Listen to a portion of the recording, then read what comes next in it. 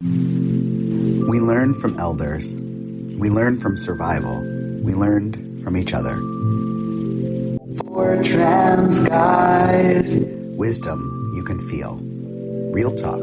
Collective care. Hey everybody, and welcome to For Trans Guys. My name is Megan. I'm Zander. And I'm JJ. And guess what? Thank you everyone who's been listening in the first week of our show being out.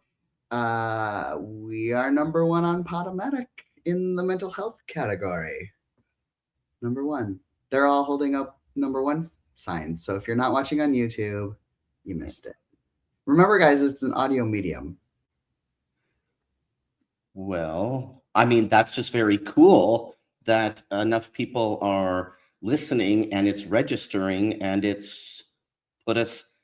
I was really jazzed about being number 2, and then I saw today number 1. So I had no idea we'd ever reach number 1. I figured there was some really mainstream, millions of followers mental health podcast that would have stuck number 1 and remained there. But lo and behold, whoever they were, we knocked them off. Poof.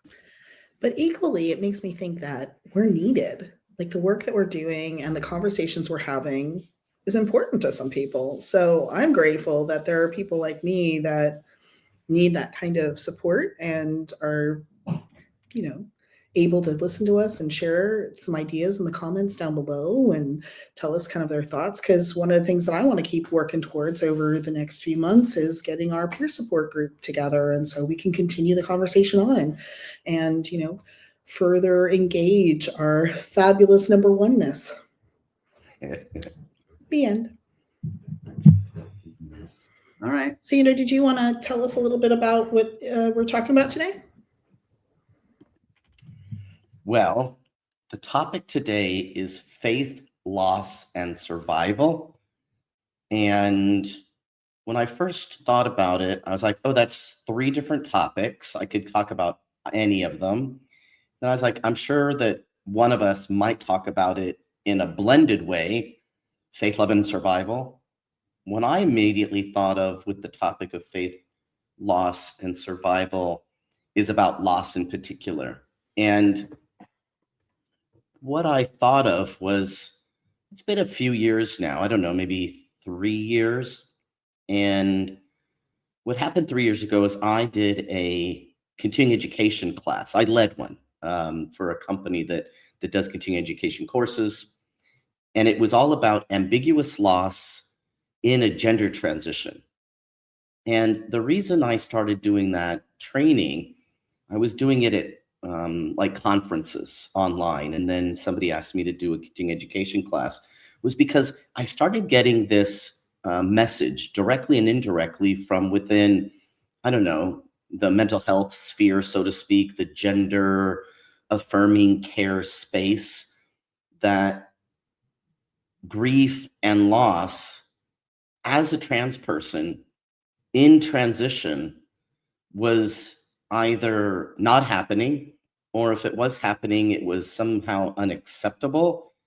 That why would we grieve becoming our authentic selves, right? Like that's sort of the message. We're becoming who we really are, or we're emerging, or we're showing people, more visibly who we are.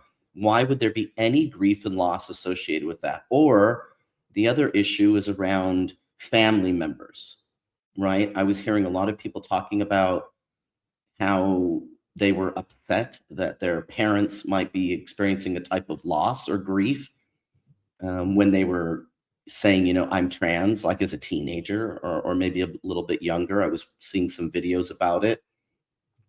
And I was thinking, grief and loss is a very natural process that we go through throughout our lives. And that loss is just something that accompanies a lot of different transitions that we make in life, that sure, going through a gender transition, medical, social, legal, all the different ways that we can do that. For some of us, we've done all of those.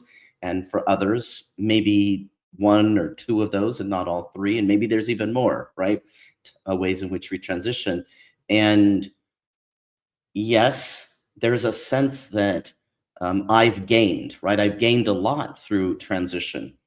I've also lost, right? I've lost things like an identity, right? A member of the lesbian community. That's an identity that I lost.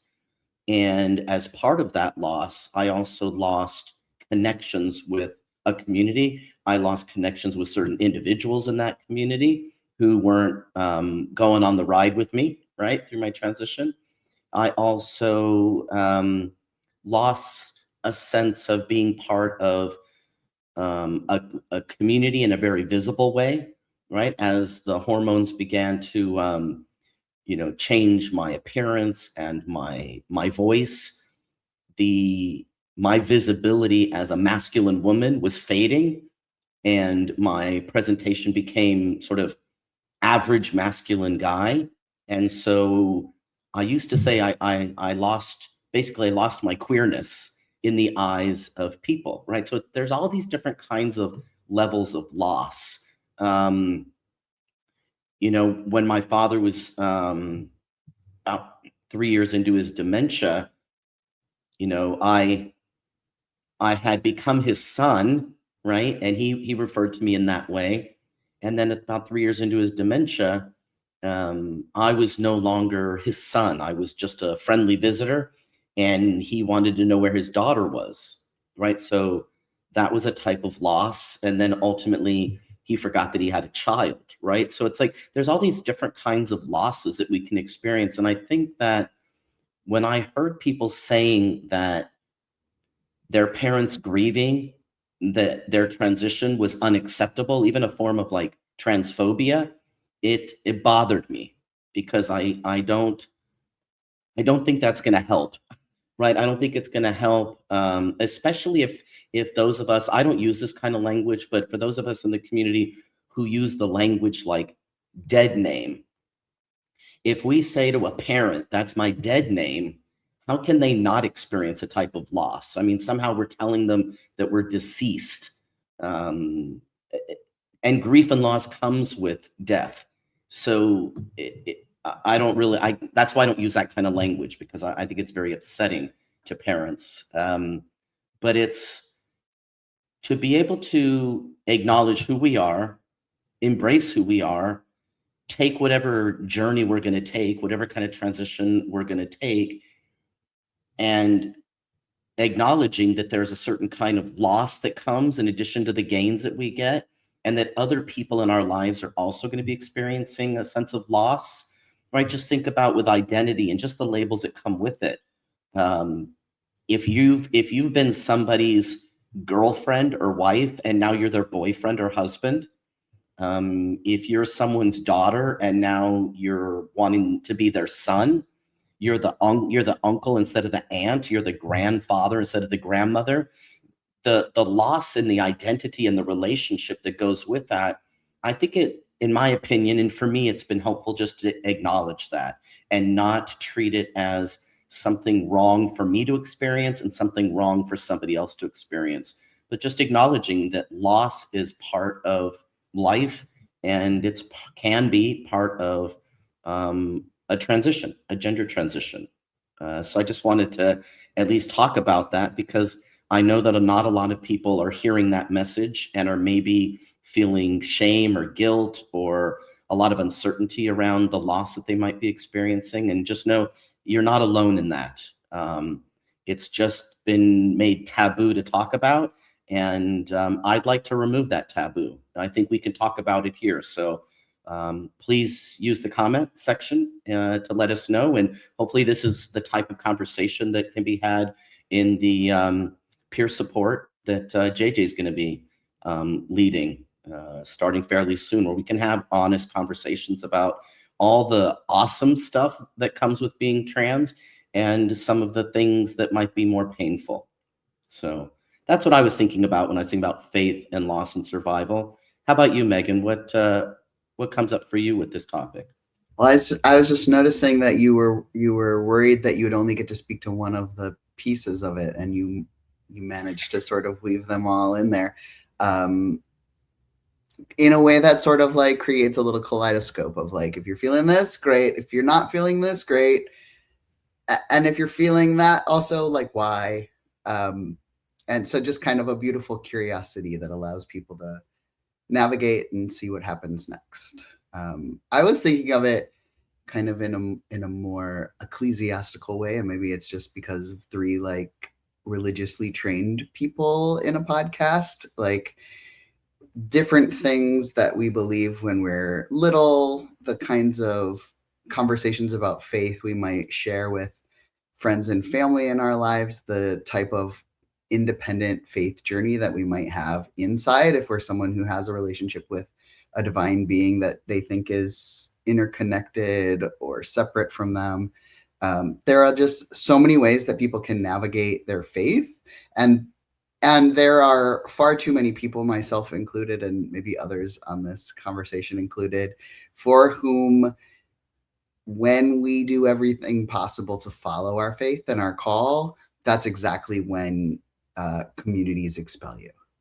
Like they expel you for trying to be faithful and wondering why you can't try to be something else in a way that is really painful for community. And so I've been thinking a lot about the ways that institutions really reject change, and how there is a beautiful way in which being an embodied person helps us sort of to take a pilgrimage of sorts, kind of through different types of spiritual lenses.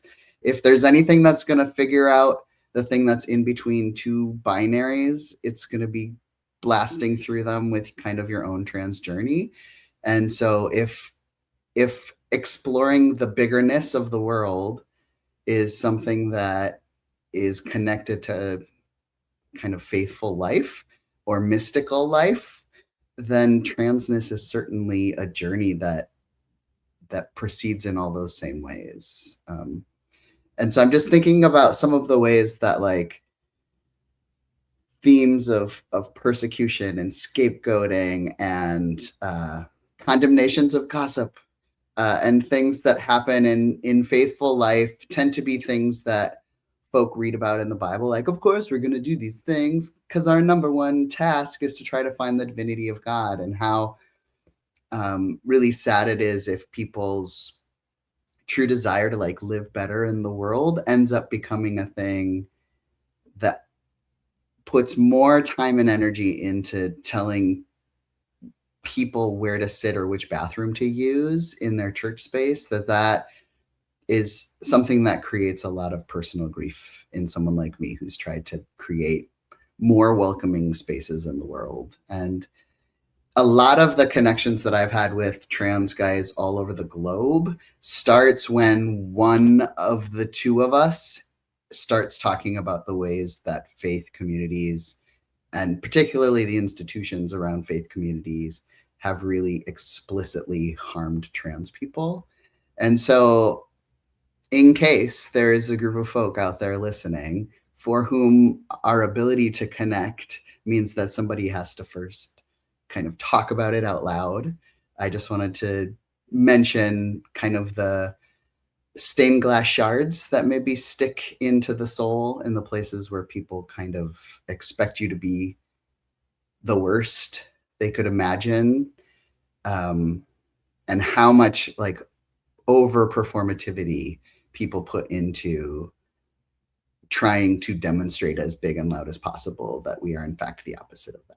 And so whether it's the like loss that happens when you can't be around those particular people, or the loss that happens when you have more of a grown-up idea of what love is and how hard it is,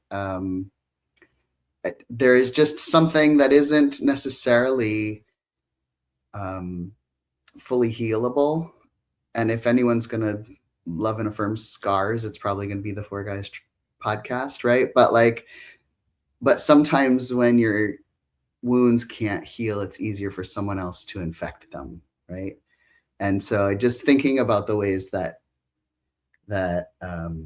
wanting to kind of find a fullness to the journey that is figuring out our spirituality in this world, and wondering if it's possible to fully figure that out in our lifetimes. Or I guess the Buddhists would say that, like, as soon as you figure it out, then poof, you're in nirvana. So maybe we can't, if we're here, we can't figure it out. But I wish that there was a way that you could, like,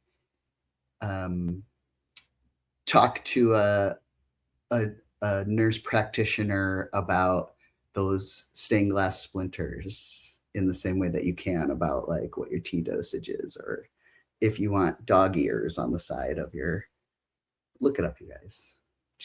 Dog ears are a thing. I don't know. What do you think, JJ? I think I'm grateful that the two of you went first in this, and that you have some wisdom to provide our listeners, because I could have gone 1,000 different places and you all went some pretty amazing spaces. And I think some really beautifully open spaces that allowed for, like you mentioned, Zander's curiosity and your wisdom, Megan, around just kind of some of the institutional stained glassness that we get ourselves into as we break through some stained glass windows from time to time. I just, whenever I'm wearing this shirt, I'm doing a walking tour. And so I was out in the Tenderloin today doing a walking tour for the transgender district. And I've been thinking about Lou Sullivan again, as you guys were talking. And I'm thinking, like, some of the ways that he broke through some of the traditional spaces and frameworks of being a gay trans man that led to a revolutionary change within the DSM. He takes it out of kind of some of the faith space communities per se, but that was such a faithful effort. A belief in himself, a belief in the fact that things can change, and a discussion with society that led other people to feel comfortable in their own skin, and in their own way of being in the world, and then their connections with other people. That to me is a faithfulness in such a beautiful way. And I'm grateful for those examples that we have from history. Institutional betrayal and, the doxing that would happen as queer and trans people tried to live and survive and exist, where, the Chronicle would put their name and their address in the paper and contact their, employer and say, you're not welcome here. It's just incredible how just institutional that can become. We don't even just have to see that in faith communities, right? We see that in all kinds of systems. And it makes me curious sometimes, just, I'm an Enneagram 5, so I like to nerd out and geek out about systems and how systems work. But I'm also a wing 4, so I want to feel the feelings of how systems betray us at a deep level. So I like to sit in that loss space a lot. And not many people like to go hang out and let's practice loss as a ritual experience. But I do, and I'm, odd that way, and I will own it. And I love myself for that now. But back in the day, people were we don't talk about death. We don't do that. And I'm look, people, we don't get out of here alive. So we're going to have to figure it out some way of dealing with that chronic loss that we deal with on a regular basis. And it's one of the things that led me into peer support to begin with, because there aren't real spaces, even in faithful communities, where other than, a funeral procession or kind of a grief and loss experience that we have, that people are then supposed to contain it and move on, we don't really sit with that loss and understand it for ourselves. We don't own it. We want to remove ourselves from it, whatever that is, that I see as a society. And so I'm grateful for the opportunity to have a faithful kind of ritualistic experience with a kind of peer support group, with this conversation here, where we are talking about how do we sit and survive in these really deep, dark spaces when systems and societies are trying to attack us and tell us you have a particular way or the right way of going through your own life. That is really hard to hold in ourselves and our space, to connect to the all that isness, to know our own divinity, to know our own truth, and kind of like Lou Sullivan, to say, no, folks, this is how I do it. I don't believe in the way that you're doing it, right? Like to feel that you are so valid that you have an argument like that with the powers that be, right? Like that's pretty profound.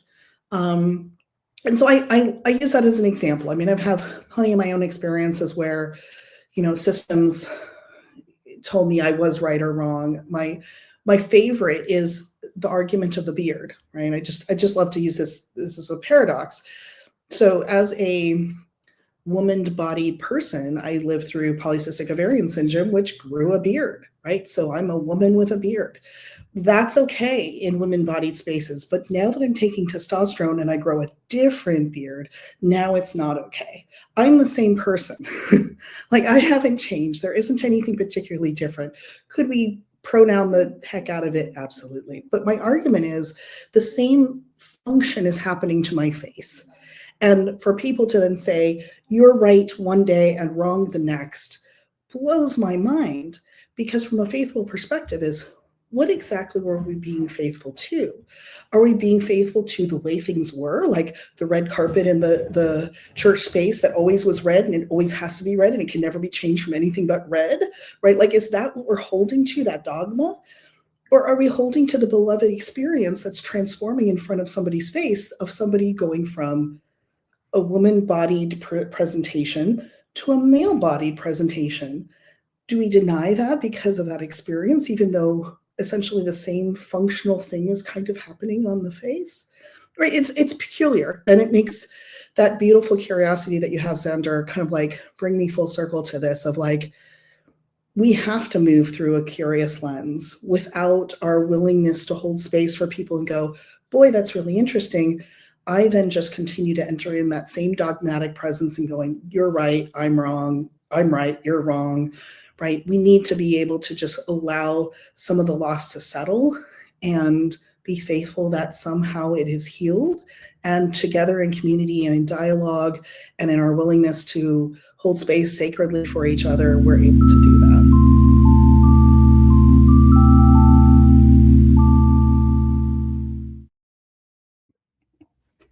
I wanted to say something really quickly. Well, JJ, you used the phrase moving through.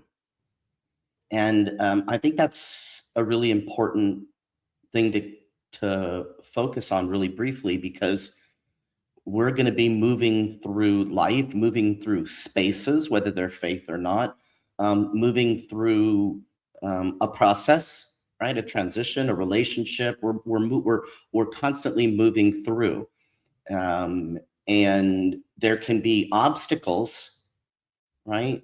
Ideas, people, systems, beliefs, whatever, right? There can be some barriers, some obstacles, but we're basically moving through. And I don't know if either of you are familiar with this concept of spiritual bypassing. I just learned about it recently from another trans guy who's a chaplain, who hopefully is going to come on the show. I won't say his name just in case right now. But he sent me a link to a conference that's going to be on grieving and death and loss. And they have this idea of spiritual bypassing, which is another, like we talk about things like toxic positivity, or this idea of just think happy or positive thoughts and it will improve your life. And research shows that only works for people that it works for, right? It doesn't work for everybody. And this spiritual bypassing sounds similar to that, in the way that we can all of a sudden go into, well, I'm just going to give it up to God, or I'm going to focus on my faith or my religion or my spirituality or my connection with something divine. But then you don't actually move through the grief. You try and bypass grief by holding on to or remaining in this spiritual realm, physically and or psychologically. And I thought, well, no, that's very interesting, right? It's a whole nother topic about how we can actually maybe get stuck or try and skip over or bypass grief instead of just moving through.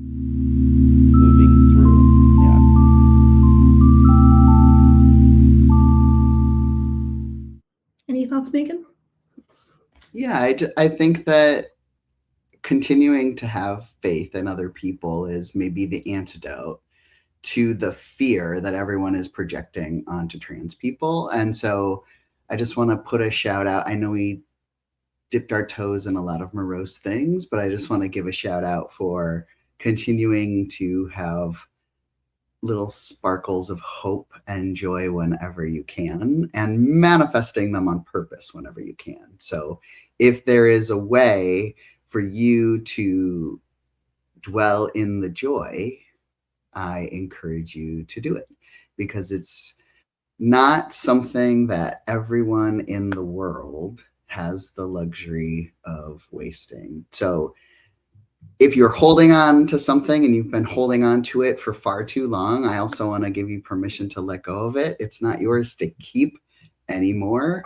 Walk away from the things that are draining you or leading you away from your purpose. And whenever you can, take a good long dip in the bubble bath of joy. And as you move through this upcoming week, we hope that you will do it gently and pardon the transition, but like, subscribe, and leave comments where you can.